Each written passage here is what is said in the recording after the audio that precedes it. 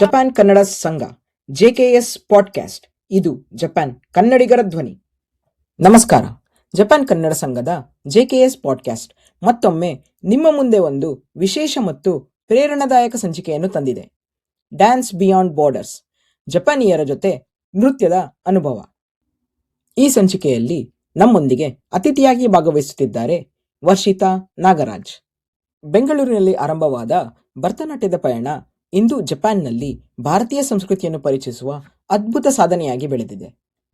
MBA ಪದವೀಧರೆ, Mercedes Benz ಸಂಸ್ಥೆಯ ಮಾಜಿ assistant manager, ವೃತ್ತಿಪರ ಭರತನಾಟ್ಯ ಕಲಾವಿದೆ ಹಾಗೂ ಲಾಸ್ಯಾ ಡ್ಯಾನ್ಸ್ ಅಕಾಡೆಮಿ ಸಂಸ್ಥಾಪಕರಾದ ವರ್ಷಿತಾ ಅವರು ಜಪಾನಿಯರ ಮತ್ತು ಭಾರತೀಯ ಮಕ್ಕಳಿಗೆ ಭಾರತೀಯ ನೃತ್ಯದ ಸೌಂದರ್ಯವನ್ನು ಪರಿಚಯಿಸುತ್ತಿದ್ದಾರೆ.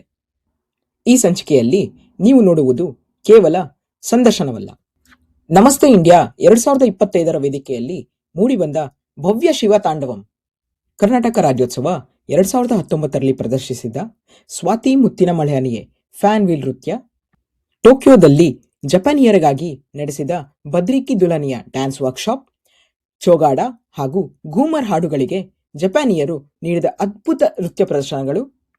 ಅಷ್ಟೇ ಅಲ್ಲ, ಕಾಂತಾರ, ಚುಟು ಚುಟು, ಹಿತ್ತಲಕಿ ಕರಿಬೇಡ ಮಾವ ಸೇರಿದಂತೆ ಅನೇಕ ಜನಪ್ರಿಯ ಕನ್ನಡ ಹಾಡುಗಳಿಗೆ ನೃತ್ಯ ಸಂಯೋಜನೆ ಮಾಡಿದ ಖ್ಯಾತ ನೃತ್ಯ ನಿರ್ದೇಶಕ ಭೂಷಣ್ ಮಾಸ್ಟರ್ ಅವರೊಂದಿಗೆ ವೇದಿಕೆ ಹಂಚಿಕೊಂಡ ಅನುಭವ, ಅವರೊಂದಿಗೆ ಕಲಿತ ಪಾಠಗಳು ಮತ್ತು ಆ ನೆನಪುಗಳನ್ನು ವರ್ಷಿತಾ ಅವರು ನಮ್ಮೊಂದಿಗೆ ಹಂಚಿಕೊಳ್ಳಲಿದ್ದಾರೆ. ಜಪಾನ್ನಲ್ಲಿ ಹೊಸ ತಾಯಂದಿರಿಗಾಗಿ ನೃತ್ಯ ಸಮುದಾಯವನ್ನು ನಿರ್ಮಿಸುವ ಇವರ ಕನಸು, ಭಾರತೀಯ ಮಕ್ಕಳಿಗೆ ನಮ್ಮ ಸಂಸ್ಕೃತಿಯನ್ನು ಪರಿಚಯಿಸುವ ಅವರ ಪ್ರಯತ್ನ ಮತ್ತು ನೃತ್ಯದ ಮೂಲಕ ಪ್ರೀತಿ ಮತ್ತು ಸಂಸ್ಕೃತಿಯನ್ನು ಹರಡುವುದು ಎಂಬ ಅವರ ಧ್ಯೇಯದ ಹಿಂದಿನ ಸ್ಫೂರ್ತಿದಾಯಕ ಕಥೆಯನ್ನು ಈ ಸಂಚಿಕೆಯಲ್ಲಿ ತಪ್ಪದೆ ಕೇಳಿ. ಹಾಗಾದರೆ ತಡ ಯಾಕೆ? JKS ಯೂಟ್ಯೂಬ್ ಚಾನೆಲ್ ಅನ್ನು ಸಬ್ಸ್ಕ್ರೈಬ್ ಮಾಡಿ, ಬೆಲ್ ಐಕಾನ್ ಒತ್ತಿ ಈ ವಿಶೇಷ ಸಂಚಿಕೆಯನ್ನು ತಪ್ಪದೆ ವೀಕ್ಷಿಸಿ. ಡ್ಯಾನ್ಸ್ ಬಿಯಾಂಡ್ ಬಾರ್ಡರ್ಸ್, ಜಪಾನಿಯರ ಜೊತೆ ನೃತ್ಯದ ಅನುಭವ. ಜಪಾನ್ ಕನ್ನಡ ಸಂಘ JKS ಪಾಡ್ಕ್ಯಾಸ್ಟ್. ನೃತ್ಯಕ್ಕೆ ಗಡಿ ಇಲ್ಲ, ಸಂಸ್ಕೃತಿಗೆ ಭಾಷೆಯ ಮಿತಿ ಇಲ್ಲ, ಆದರೆ ಕಲೆಗೆ ವಿಶ್ವವೇ ಒಂದು ಕುಟುಂಬ. ಧನ್ಯವಾದಗಳು.